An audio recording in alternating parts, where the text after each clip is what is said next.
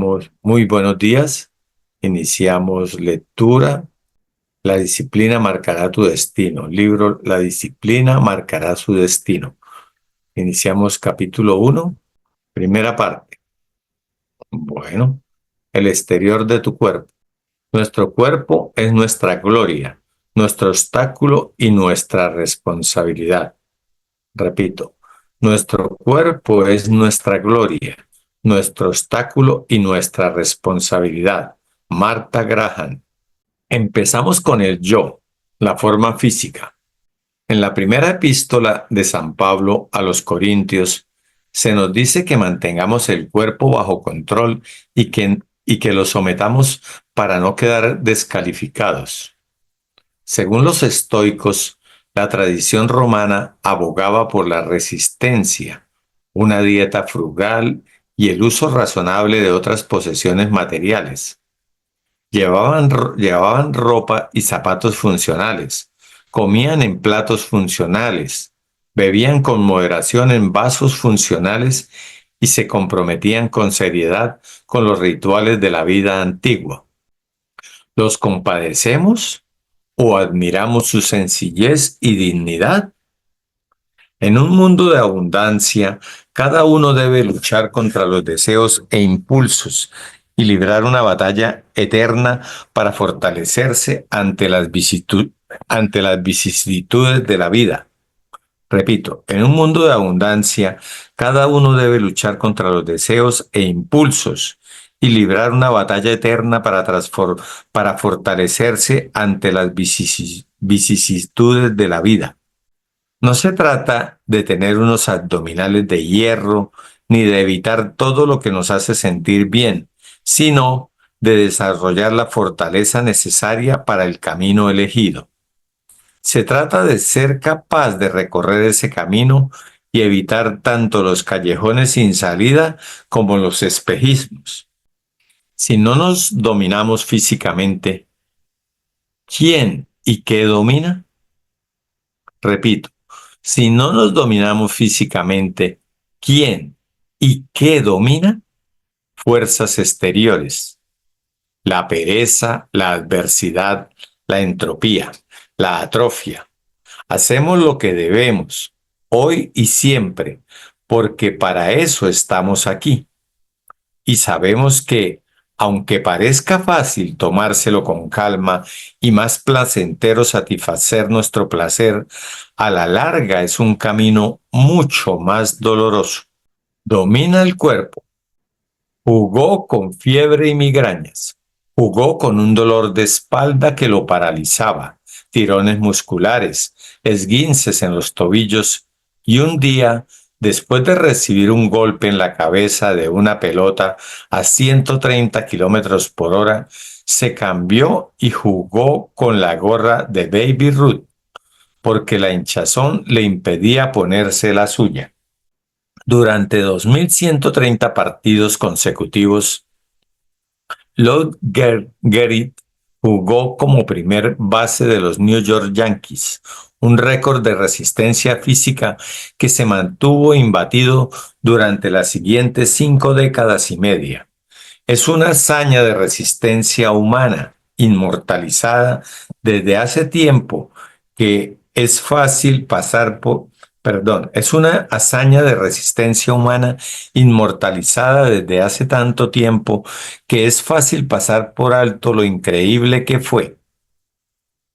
En aquel momento, las temporadas de las grandes ligas de béisbol incluían 152 partidos. Casi cada año los Yankees de Gehrig participaban en la postemporada y llegaron a la Serie Mundial 7 veces.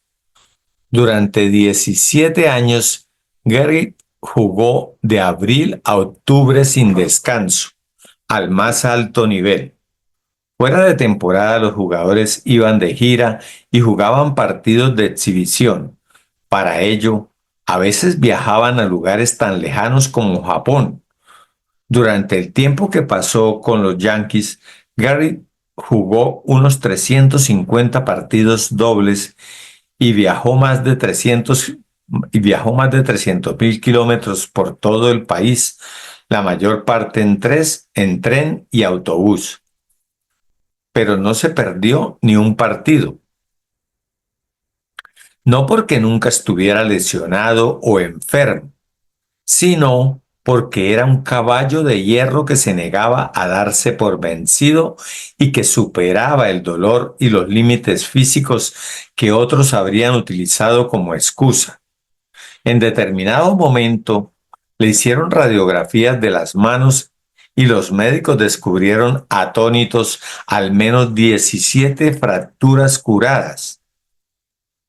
Durante su carrera se rompió casi todos los dedos y no solo no bajó el ritmo, sino que no dijo una palabra al respecto.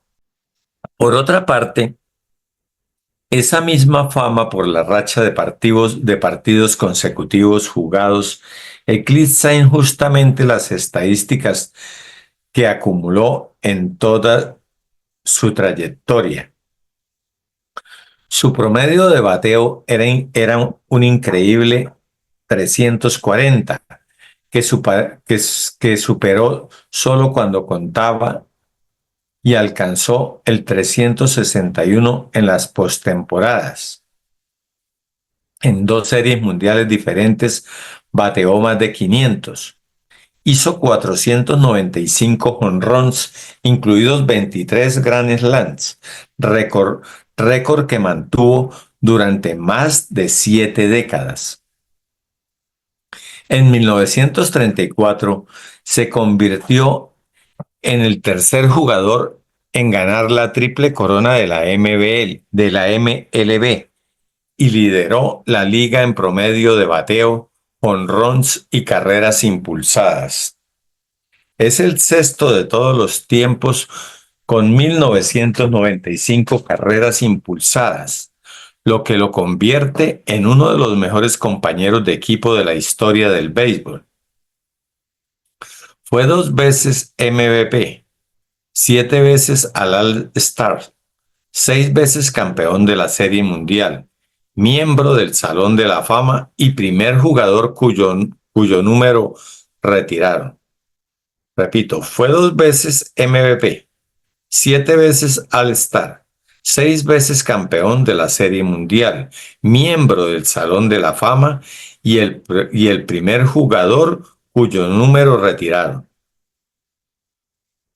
Aunque la racha empezó en serio en junio de 1925, cuando Gehrig sustituyó a Wally Pitt, una leyenda de los Yankees, su resistencia hercúlea era evidente desde joven. Nacido en una familia de inmigrantes alemanes en el Nueva York de 1903, Gehrig fue el único de 4 hijos que sobrevivió a la infancia. Llegó al mundo con nada menos que 6 kilos 300 gramos de peso y al parecer la cocina alemana de su madre siguió engordándolo. Lo primero que endureció la determinación del niño fueron las burlas de sus compañeros de colegio, por lo que decidió apuntarse al Thor Betting de su padre, de su padre, un club de gimnasia alemana donde Gehrig empezó a desarrollar la potente parte inferior del cuerpo que después le permitiría correr tantas carreras. Como no coordinaba los movimientos, un amigo de la infancia comentó en broma en una ocasión que a menudo Gehrig se movía como si estuviera borracho. No nació deportista, se hizo deportista en el gimnasio. La vida como inmigrante pobre no fue fácil. El padre de Gehrig el padre de Gehrig bebía y era un poco vago. Resulta más que paradójico leer sobre las excusas constantes de su progenitor y la cantidad de días que estaba enfermo. Este ejemplo avergonzaba a Gehrig y lo animó a convertir la credibilidad y la dureza en activos no negociables. Para empezar, no faltó ni un día a la escuela. Por suerte, su madre no solo lo adoraba, sino que le brindó un ejemplo increíble de ética del trabajo, tranquila e incansable. Trabajó como cocinera, trabajó como lavandera, trabajó como panadera, trabajó como señora de la limpieza, con la esperanza de darle a su hijo un billete para una vida mejor. Pero la pobreza siempre estuvo ahí. Un compañero de clase recordaba que nadie que haya ido a la escuela con Lowe puede olvidar los fríos días de invierno y a Lowe llegando a la escuela con una camisa caqui, pantalones caquis y pesados zapatos marrones, pero sin abrigo ni sombrero. Era un niño pobre, un destino que nadie elegiría, pero que le dio forma. Cuenta que Cleantes, el filósofo estoico, paseaba un frío día por Atenas cuando una ráfaga de viento le abrió la fina capa. A los que lo vieron les sorprendió descubrir que pese a las gélidas temperaturas, llevaba poco más debajo. Empezaron a aplaudir su resistencia. Lo mismo sucedía con Gerrit, al que, aunque su sueldo como jugador de los Yankees lo convertía en uno de los deportistas mejor pagados de Estados Unidos, rara vez se le veía con sombrero o chaleco, ni siquiera en los inviernos de Nueva York.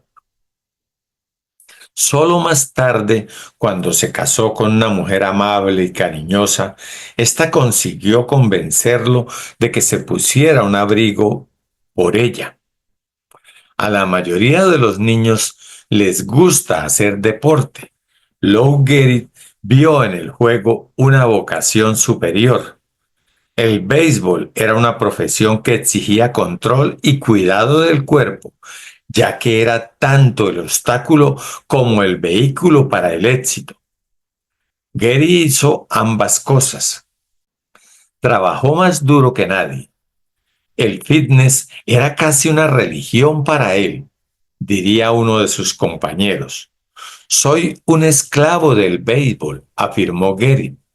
Un esclavo complaciente, un esclavo que amaba el trabajo y se sentía siempre agradecido por tener la oportunidad de jugar. Repito, soy un esclavo del béisbol, afirmó Gary. Un esclavo complaciente, un esclavo que amaba el trabajo y se sentía siempre agradecido por tener la oportunidad de jugar. Una dedicación así paga dividendos. Cuando Gerrit subía al plato, se comunicaba con algo divino. Estaba tranquilo, vestido con un pesado uniforme de lana que ningún jugador de hoy podría utilizar. Movía los pies hasta acomodarse en su posición de bateo. Cuando se preparaba para lanzar, sus enormes piernas hacían el trabajo y enviaban la pelota desde el bate hasta mucho más allá del campo. Algunos bateadores tienen un punto óptimo. Gerrit podía golpear en cualquier lugar a cualquiera. ¿Y cuando lo hacía? Corría. Yo creo que es cuando lo hacía, corría. Para haber sido objeto de burlas por tener piernas como columnas, es notable que Gerrit robara el home más de 2 docenas de veces durante su carrera. No era solo potencia, también velocidad, ritmo, elegancia. Había jugadores con más talento, más personalidad y más brillantes, pero nadie los superaba. Nadie se preocupaba más por la preparación física y nadie amaba más el juego. Cuando amas el trabajo, no lo engañas ni pasas por alto sus exigencias. Respetas incluso los aspectos más triviales de la actividad. Nunca tiró el bate, ni siquiera lo lanzó al aire. Una de las pocas veces que se metió en problemas con el entrenador fue cuando descubrieron que jugaba al béisbol en la calle con chicos de su antiguo barrio, a veces incluso después de partidos de los Yankees. No podía dejar pasar la oportunidad. Aún así, du- du- duda, aún así, sin duda, hubo muchos días en los que no le apetecía jugar, en que quiso dejarlo, en que dudó de sí mismo, en que sentía que apenas podía moverse, en que estaba frustrado y cansado de exigirse. Gary no era sobrehumano. Su voz interior le decía lo mismo que a todos nosotros, pero cultivó la fuerza para no escucharla y lo convirtió en un hábito, porque en cuanto empiezas a comprometerte, bueno, ya te has comprometido. Repito, aquí está la cuestión. Aún así, sin duda, hubo muchos días en que no le apetecía jugar, en que quiso dejarlo, en que dudó de sí mismo, en que sentía que apenas podía moverse, en que estaba frustrado y cansado de exigirse. Gary no era sobrehumano. Su voz interior le decía lo mismo que a todos nosotros, pero cultivó la fuerza para no escucharla y lo convirtió en un hábito, porque en cuanto empiezas a comprometerte, bueno, ya te has comprometido. Estoy decidido a jugar, dijo. El béisbol es un trabajo duro y la tensión es tremenda. Es placentero, claro, pero difícil. Podríamos pensar que todo el mundo está decidido a jugar, pero no es así. Algunos se las arreglan con talento natural y esperan que nunca los pongan a prueba. Otros se dedican hasta cierto punto, pero lo dejarán si es demasiado difícil. Sucedía entonces y sucede ahora, incluso en el nivel de élite. Un entrenador de la etapa de Gary lo describió como una época coartadas. Todos tenían una excusa. Siempre había una razón por la que no podían dar lo mejor de sí. No tenían que aguantar y se presentaban en el campo muy poco preparados. Cuando era novato, Joe DiMaggio le preguntó una vez a Gary quién creía que iba a ser el lanzador del equipo contrario, quizá con la esperanza de que le contestara que era alguien fácil de manejar. Nunca te preocupes por eso, Joe, le explicó Gary. Recuerda que siempre guardan lo mejor para los Yankees. Por extensión, esperaba que todos los jugadores de los Yankees también aportaran lo mejor de sí mismo. Ese era el trato. A quien mucho se le da, mucho de él se espera. La obligación de un campeón es actuar como tal, y trabajar tan duro como los que tienen algo que demostrar. Repito, ese era el trato. A quien mucho se le da, mucho de él se espera. La obligación de un campeón es actuar como tal y trabajar tan duro como los que tienen algo que demostrar. Gary no bebía, no iba detrás de las chicas ni buscaba emociones, ni conducía coches rápidos. Solía decir que no era un juerguista, pero dejaba claro que no soy un predicador y no soy un santo. Su biógrafo Paul Gallico, que nació en la ciudad de Nueva York solo unos años después de Gary, escribió que su vida limpia no surgió de la petulancia ni de la mojigatería. Repito, escribió que su vida limpia no surgió de la petulancia ni de la mojigatería, del deseo de ser un santo. Repito, escribió que su vida limpia no surgió de la petulancia ni de la mojigatería, del deseo de ser un santo. Tenía una ambición obstinada y apremiante. Quería algo. Eligió el camino más sensato y eficaz para conseguirlo. No cuidamos el cuerpo porque abusar de él sea pecado, sino porque si abusamos del templo, agraviamos nuestras posibilidades de éxito tanto como a cualquier dios. Repito, no cuidamos el cuerpo porque abusar de él sea pecado, sino porque si abusamos del templo, agraviamos nuestras posibilidades de éxito tanto como a cualquier dios. Gerrit estaba dispuesto a admitir que la disciplina implicaba perderse algunos placeres, pero sabía que los que venían, pero sabía que los que viven una vida rápida o fácil también se pierden algo, no conscientes de su potencial. La disciplina no es privación, ofrece recompensas. Aún así, Gary podría haber seguido un camino muy distinto. Durante una temporada floja al principio de su carrera, cuando jugaba en las ligas menores, Gary salió una noche con varios compañeros de equipo y se emborrachó tanto que al día siguiente, en el primer lanzamiento, seguía borracho. No solo consiguió jugar, sino que lo hizo mejor de lo que había hecho, de lo que lo había hecho en meses. Descubrió que los nervios y las preocupaciones desaparecían por arte de magia con unos tragos entre las entradas. Un entrenador con experiencia se dio cuenta y habló con Gary. Lo había visto antes, conocía los beneficios a corto plazo del atajo, entendía la necesidad de liberación y de placer, pero le explicó los costes a largo plazo y le contó con todo detalle el futuro que le esperaba si no desarrollaba mecanismos más sostenibles para afrontarlo. Y se acabó el problema, no por una remilgada idea de rectitud, de que fuera malo o incorrecto tomar una copa, sino porque le empujaba a la ambición incesante de convertirse en un gran y exitoso jugador. Todo lo que interfería en esa ambición era para él veneno. Le importaba ser jugador, estar en los Yankees, ser estadounidense de primera generación y ser una persona a la que los niños admiraban.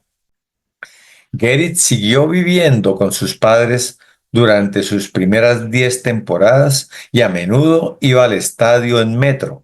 Su situación económica era más que cómoda y más adelante se compró una casita en New Rochelle. Para Gerrit, el dinero era, en el mejor de los casos, una herramienta y en el peor, una tentación. Mientras los Yankees estaban, mientras los Yankees estaban en lo más alto y renovaron el banquillo y sustituyeron el viejo banco espartano por asientos acolchados, el entrenador del equipo vio a Gerrit arrancando un trozo de almohadillo. Perdón, el entrenador del equipo vio a Gerrit arrancando un trozo de almohadillo. Me he cansado de sentarme en cojines, dijo sobre la lujosa vida de un deportista en su mejor momento. Cojines en el coche, cojines en las sillas en casa. Vaya donde vaya, hay cojines. Repito, cojines en el coche, cojines en las sillas en casa. Vaya donde vaya, hay cojines. Sabía que sentirse cómodo era el enemigo y que el éxito es una interminable serie de invitaciones a sentirse cómodo. Es fácil ser disciplinado cuando no tienes nada. ¿Y qué pasa cuando lo tienes todo? ¿Qué pasa cuando tienes tanto talento que puedes descubrir el expediente sin darlo todo? Repito, ¿qué pasa? ¿Y qué pasa cuando lo tienes todo? ¿Qué pasa cuando tienes tanto talento que puedes cubrir el expediente sin darlo todo? Lo que pasó con Lou Gehrig es que eligió controlarse. No era una disciplina impuesta desde arriba o por el equipo. Su templanza era una fuerza interior que emanaba de lo más profundo de su alma. La eligió a pesar de los sacrificios, a pesar de que otros se permitían abstenerse de tal penitencia y les iba bien. a pesar del hecho de que en general no se le reconoció al menos hasta mucho después de su muerte. Repito, y está el quid del asunto. Repito, ¿y qué pasa cuando lo tienes todo? ¿Qué pasa cuando tienes tanto talento que puedes cubrir el expediente sin darlo todo? Lo que pasó con Lou Gehrig es que eligió controlarse. No era una disciplina impuesta desde arriba o por el equipo. Su templanza era una fuerza interior que emanaba de lo más profundo de su alma. La eligió a pesar de los sacrificios, a pesar de que otros se permitían abstenerse de tal penitencia y les iba bien, a pesar del hecho de que en general no se le reconoció, al menos hasta mucho después de su muerte. ¿Sabías que justo tras el legendario jonrón anunciado de Rod, Lou Gehrig hizo otro? Sin gestos teatrales. De hecho, fue el segundo que hacía en ese partido. ¿O que ambos tienen la misma cantidad de títulos de campeón de bateo? ¿O que Rod hizo strikeouts casi el doble de veces que Gehrig? Gehrig no solo mantenía su cuerpo bajo control, lo que Rod no hacía, llegó a pesar casi 110 kilos, sino que también controlaba su ego. Un reportero escribía que era impecable, sin el más remoto vestigio de ego, vanidad o presunción. El equipo siempre era lo primero, antes incluso que su salud.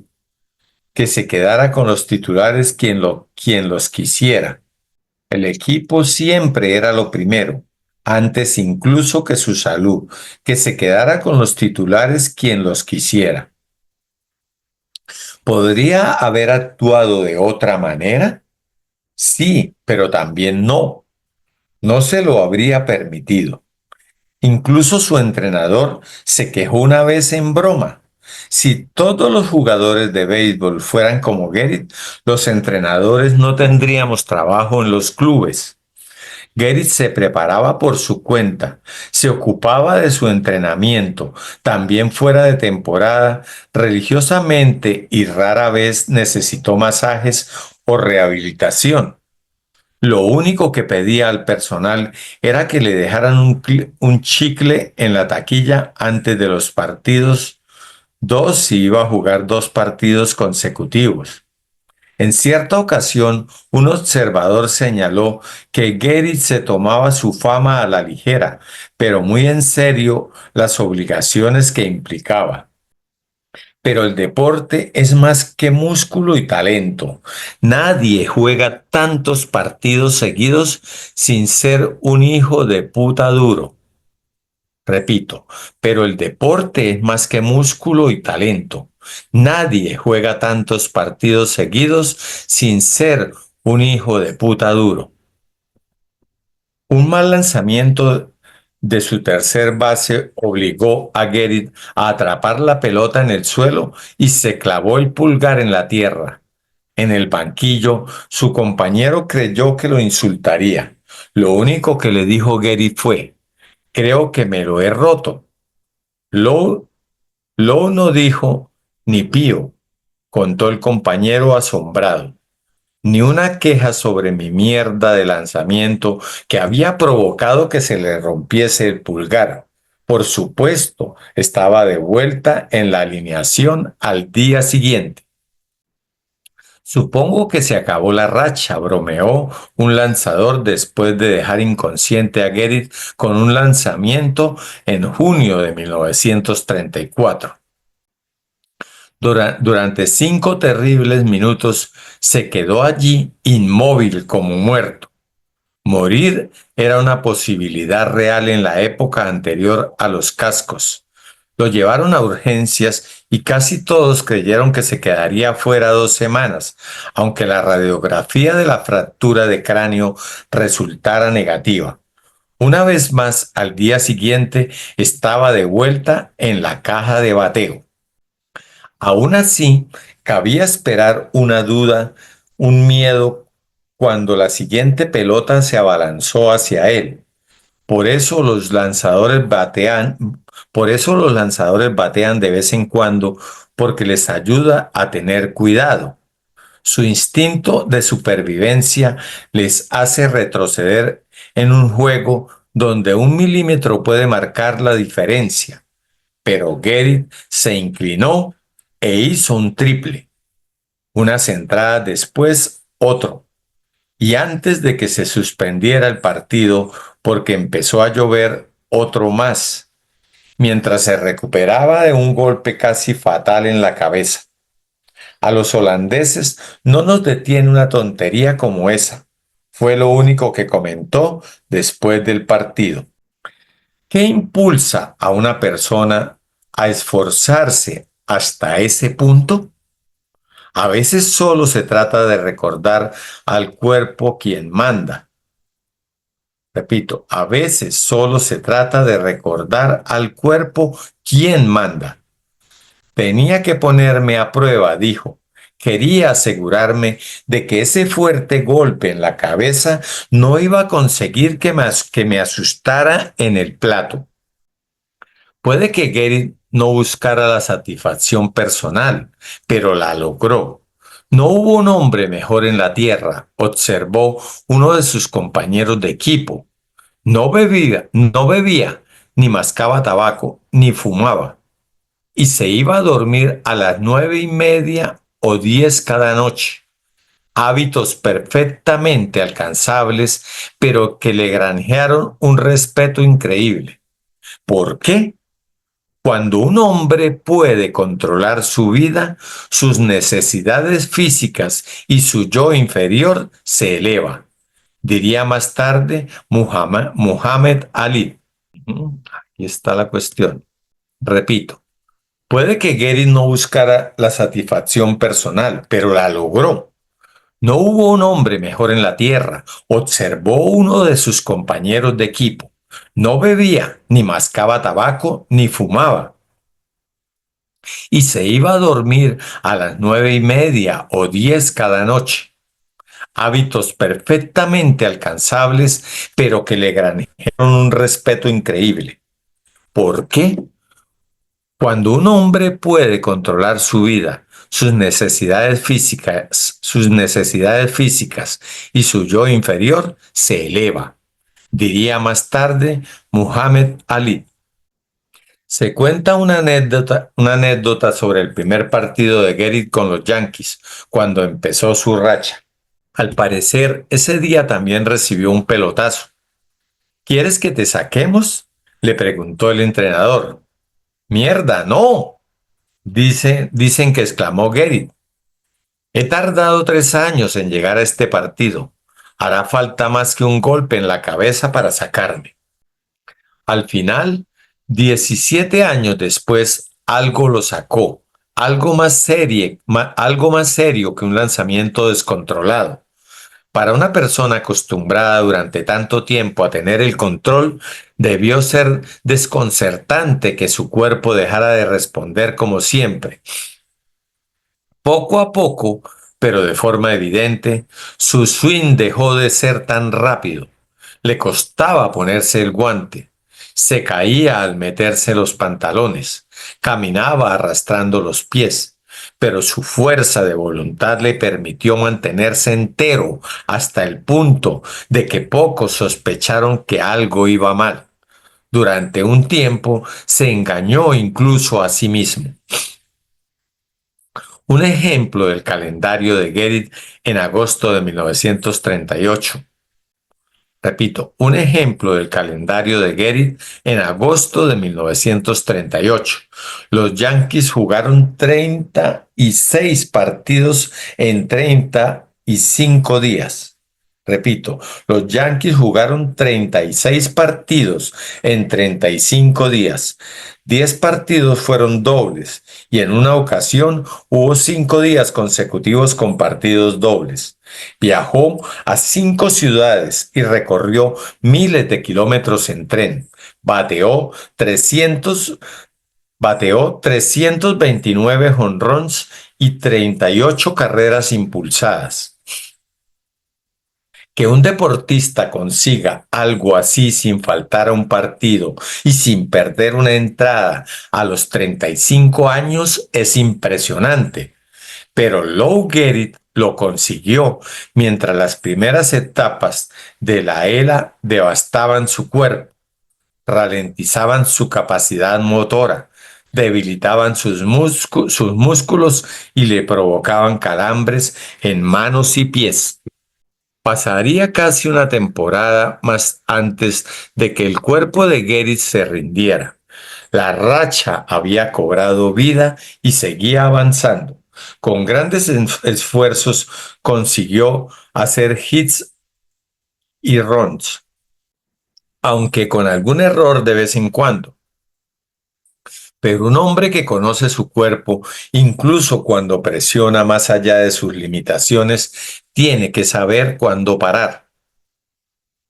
Joe le dijo al entrenador de los Yankees un día en mayo de 1939, siempre he dicho que cuando sintiera que ya no podía ayudar al equipo, yo mismo saldría de la alineación. Me temo que ha llegado el momento. Repito, Joe le dijo al entrenador de los Yankees un día de mayo de 1939, siempre he dicho que cuando sintiera que ya no podía ayudar al equipo, yo mismo saldría de la alineación. Me temo que ha llegado el momento. ¿Cuándo quieres dejarlo, Lowe? Le preguntó McCarthy. Dejarlo. Aquella horrible palabra le quemaba. El entrenador, que creía que estaban hablando de un futuro cercano, esperaba que pasara algo más de tiempo. Perdón, esperaba que pasaran algo más de tiempo juntos, pero el cuerpo de Lowe ya estaba muy lejos. Ahora, le contestó Gerrit sin dudar, saca a Baby Dangler. ¿Qué había cambiado? Tras unas semanas de juego irregular, Gary había atrapado una pelota rasa y había conseguido un buen out. Era una jugada que había hecho miles de veces, pero sus compañeros de equipo la celebraron como si fuera una hazaña a la altura de los home runs con los que habían ganado la Serie Mundial. Lo supo al instante. Estaba haciendo un lastre, estaba mintiéndose. Churchill recomendó a los jóvenes de la Harrow School: nunca os rindáis, nunca os rindáis, nunca, nunca, nunca, en nada, grande o pequeño, digno o mezquino. Nunca cedáis a la fuerza, nunca os dobleguéis ante el poder del enemigo, por abrumador que parezca. Durante toda su vida, Gary había resistido. La pobreza no lo había detenido. No tenía lesiones ni grandes posibilidades de triunfar en deportes profesionales. Repito, no tenía lesiones ni grandes posibilidades de triunfar en deportes profesionales. Había superado la tentación y se había negado a ceder a la complacencia e incluso al cansancio. Y ahora estaba en una de las dos excepciones que expuso Churchill. Nunca cedáis salvo ante las convicciones del honor y el buen juicio. En ese momento, al final del camino, lo único que Gehrig podía hacer era salir con el mismo aplomo y autocontrol con el que había llegado y jugado. La racha que había empezado en los vertiginosos días de los locos años 20 se había mantenido durante la Gran Depresión y había alcanzado su punto máximo con la Serie Mundial de 1938. Terminó tan poco favorablemente como empezó. Un día, un nuevo jugador recibía su lanzamiento en la primera base. Fue toda una sorpresa para Dangler, su sustituto. Fue toda una sorpresa para Dan Green, su sustituto. Iba a ponerse unos zapatos que le quedaban muy grandes. Buena suerte, fue lo único que le pudo decir Gehrig. Cuando se comunicó la alineación inicial por los altavoces a unas 12.000 personas en Detroit, el locutor también se quedó atónito. Por primera vez en 2.130 partidos no iba a decir el nombre de Gary. Aún así, el locutor no pudo evitar y dijo: ¿Qué os parece un aplauso para Lou Gehrig, que ha jugado? ¿Qué os parece un aplauso para Lou Gehrig, que ha jugado 2.130 partidos seguidos y no se quedará en el banquillo? A la multitud, entre la que se contaba un amigo de Gehrig que estaba en la ciudad por negocios, el inigualable Gary Pitt, al que Gehrig había sustituido hacía 14 años, le costaba entender lo que aquello significaba y de repente estalló un largo aplauso. Lo repito. A la multitud, entre la que se contaba un amigo de Gehrig que estaba en la ciudad por negocios, el inigualable Wally Pickett, al que Gehrig había sustituido hace 14 años, le costaba entender lo que aquello significaba y de repente estalló un largo aplauso. Gehrig saludó y se retiró al banquillo. Sus compañeros observaron, sus compañeros observaron en silencio. Perdón. Excelente, mi Joa, excelente. Estás haciendo en cuerpo y alma en esa lectura. Sí. Gary saludó y se retiró al banquillo. Sus compañeros observaron en silencio cómo el caballo de hierro se... Respira profundo y toma agua. Ya, Joa, tranquilo. A ver si te puedo apoyar. No, yo repito. Gary saludó y se retiró del banquillo. Sus compañeros observaron en silencio cómo el caballo de hierro se derrumbaba y lloraba. Tienes que dar lo mejor de ti mientras puedas. Tienes que dar lo mejor de ti mientras puedas. La vida es corta. Nunca sabes cuándo te quitarán el partido. Sí, ayúdeme, Olguita. Tranquilo, listo. Ok. Gehrig saludó y se retiró al banquillo. Sus compañeros observaron en silencio cómo el caballo de hierro se derrumba y lloraba. Tienes que dar lo mejor de ti mientras puedas. La vida es corta. Nunca sabes cuándo te quitarán el partido, cuándo te quitarán el cuerpo. No la desperdicies. El 4 de julio de 1939 entró por última vez en el estadio de los Yankees con el uniforme, despojado de los músculos que le habían servido durante mucho tiempo. Lo único que quedaba era el hombre, su coraje y su dominio de sí. Pero, aunque en otro sentido, era la vieja batalla de siempre contra su cuerpo, la batalla contra el cansancio, la batalla para presionarse. Intentó no hablar, pero la multitud gritaba: queremos a Lou, queremos a Lou. Esforzándose por contenerse, las palabras que pronunció demostraron lo que dijo Ali, que cuando dominamos el yo inferior, nos elevamos a un plano superior. Desde hace 2 semanas habéis leído que estoy pasando por una mala racha, comunicó intentando mantener la compostura, pero hoy me considero el hombre más afortunado sobre la faz de la tierra. Al final, la suerte se le acabó, como nos pasa a todos. La muerte llegó al otrora hombre de hierro. A las 10:16 de la mañana escribió The New York Times en 1941. El libro de récords está lleno de hazañas suyas en el plato, pero no fue lo que se escribió sobre él en libros de récords o en otros lugares lo que plasma su legado.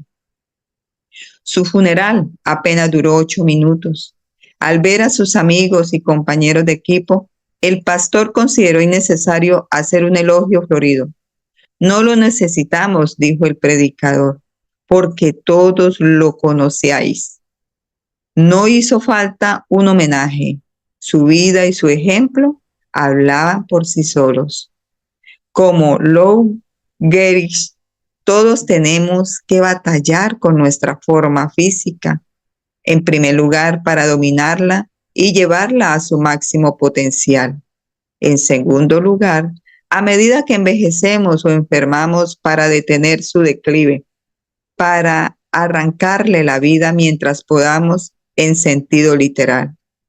El cuerpo es una metáfora, es un campo de entrenamiento, un campo de pruebas para la mente y para el alma.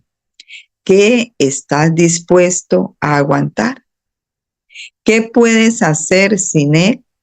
¿A qué te vas a someter? ¿Qué puedes producir con él? Dices que te encanta lo que haces. ¿Dónde está la prueba? ¿Qué tipo de racha lo demuestra? La mayoría no tenemos a millones de fans mirándonos, ni millones de dólares como incentivo. No contamos con un entrenador que controle nuestros avances diarios. No hay un peso ideal en nuestra profesión. En realidad, esto hace que nuestro trabajo y nuestra vida sean más difíciles, porque debemos ser nuestro propio entrenador y nuestro propio maestro. Somos responsables de nuestra propia preparación. Tenemos que controlar lo que ingerimos y elegir nuestros valores. Bien, los que de verdad se esfuerzan son más duros consigo mismos de lo que podrían ser cualquier persona. Templanza no es una palabra muy sexy y está lejos de ser el concepto más divertido, pero pueden conducir a la grandeza. Templanza como una espada templada, sencillez y humildad, fortaleza y autocontrol en todo, excepto en nuestra determinación y dureza. Nos lo debemos a nosotros, a nuestros objetivos y al juego para seguir adelante, para seguir presionando, para mantenernos puros, para ser duros, para conquistar nuestro cuerpo antes de que él nos conquiste. Y después continuamos, ataca a la... Para mañana, Sí, señor. si gusta, Olguita, subraya subraya, repite los últimos. Yo más subrayó. Está potente. Listo. A ver. Ahí, como Lou Gehrig. Ok. Como Lou Gehrig, todos tenemos que batallar con nuestra forma física. En primer lugar, para dominarla y llevarla a su máximo potencial. En segundo lugar, a medida que envejecemos o enfermamos, para detener su declive, para arrancarle la vida mientras podamos, en sentido literal. El cuerpo es una metáfora, es un campo de entrenamiento, un campo de pruebas para la mente y para el alma. ¿Qué estás dispuesto a aguantar? ¿Qué puedes hacer sin él? ¿A qué te vas a someter? ¿Qué puedes producir con él? Dices que te encanta lo que haces. ¿Dónde está la prueba? ¿Qué tipo de racha lo demuestra? La mayoría no tenemos a millones de fans mirándonos, ni millones de dólares como incentivo. No contamos con un entrenador que controle nuestros avances diarios. No hay un peso ideal en nuestra profesión. En realidad, esto hace que nuestro trabajo y nuestra vida sean más difíciles porque debemos ser nuestro propio entrenador y nuestro propio maestro. Somos responsables de nuestra preparación. Tenemos que controlar lo que ingerimos y elegir nuestros valores. Bien. los que de verdad se esfuerzan, son más duros consigo mismos de lo que podrían ser cualquier persona. Templanza no es una palabra muy sexy y está lejos de ser el concepto más divertido, pero puede conducir a la grandeza. Templanza como una espada templada, sencillez y humildad, fortaleza y autocontrol en todo, excepto en nuestra determinación y dureza. Nos lo debemos a nosotros, a nuestros objetivos y al juego para seguir adelante, para seguir presionando, para mantenernos puros, para ser duros, para conquistar nuestro cuerpo antes de que Él nos conquiste. Listo. Listo, dejamos ahí el capítulo. Sí. Mañana ataca el amanecer. Página 26. Ok, perfecto, hermoso, hermoso. Qué historia tan divina, tan linda. Me encanta porque es un lenguaje un poco diferente a los libros que veníamos leyendo. Espectacular. Gracias, gracias, mi Yoba. Gracias, Olguita. Gracias por hacernos sentir cada palabra, cada frase. Sí, qué lindo, Yoba. Gracias, de verdad que sí. Muchas gracias. Hermoso. Bueno, familia, nos espera una jornada hermosa, una jornada maravillosa. Así es de que a valorarnos, a querernos, a amarnos, a amar nuestro cuerpo, a cuidarlo, y a amar nuestros sueños y a seguir adelante. Avanzar, avanzar. Feliz y bendecido día para todos ustedes y sus seres amados.